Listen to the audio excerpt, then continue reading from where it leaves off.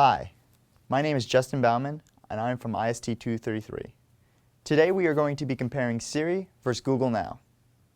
Both of these softwares I'm sure you've heard of, and they become pervasive in a lot of the mobile devices that we use today. But which one is best?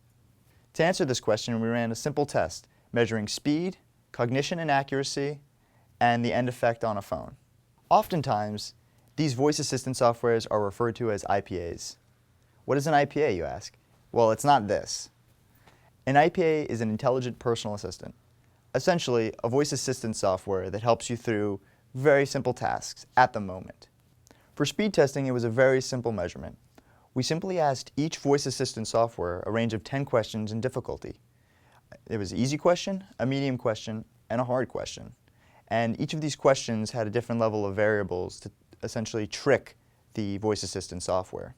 For cognition and accuracy, this was a little bit more subjective.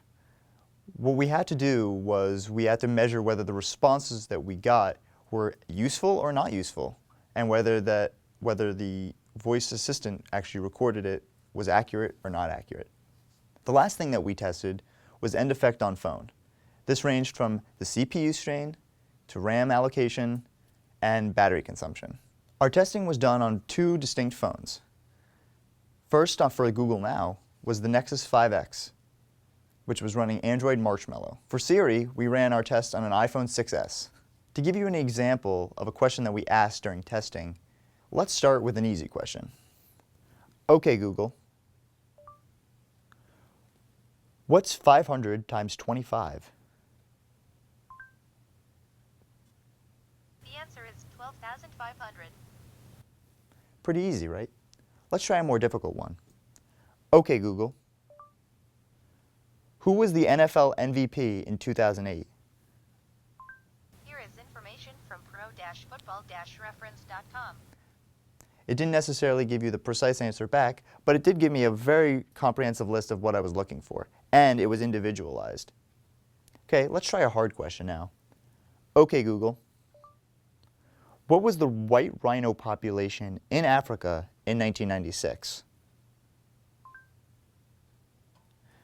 Now, you can clearly hear that there was no response. Google did give me what I wanted to in terms of an article, but it was essentially just filling in a Google search for me. This is where the IPAs kind of fall short.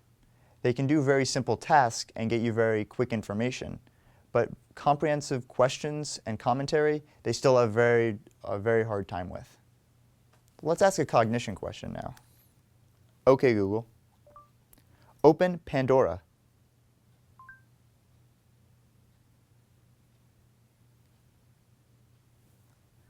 Pretty easy. Let's ask it to do something a little bit more challenging with Pandora. Okay, Google, open Pandora and play Steely Dan. All right.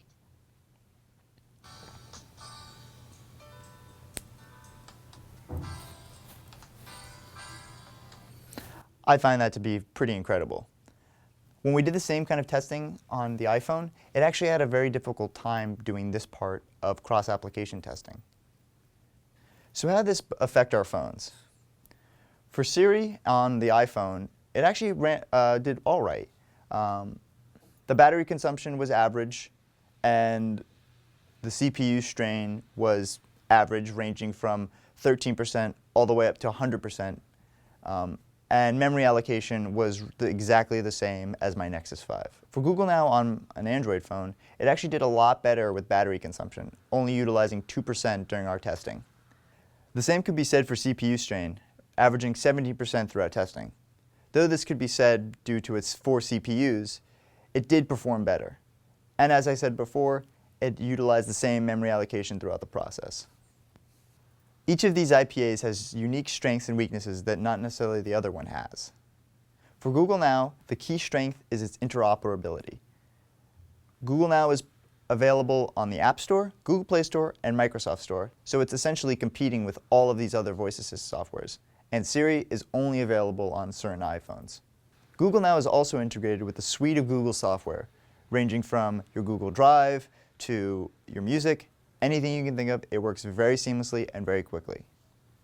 Now, it does have some weaknesses. When using voice activation, it didn't sometimes recognize my voice, especially when it was in a noisy area. Let's move on to Siri. Siri performed really well when it was utilizing Apple's suite of software, which is to be understood.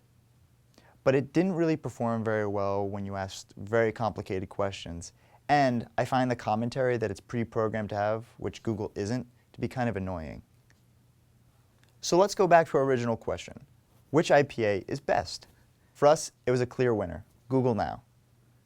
For all three of our categories, speed, cognition and accuracy, and end effect on phone, Google Now scored nearly an A, A-, or B+ on all three, outperforming Siri by a long shot.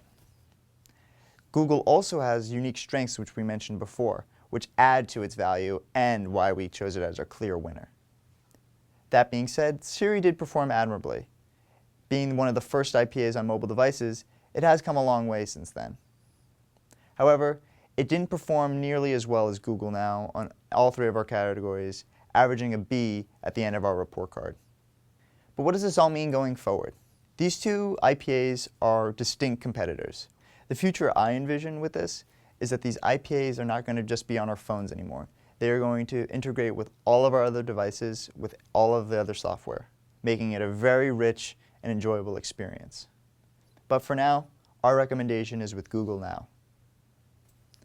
Thanks for watching. Have a great day. Peace.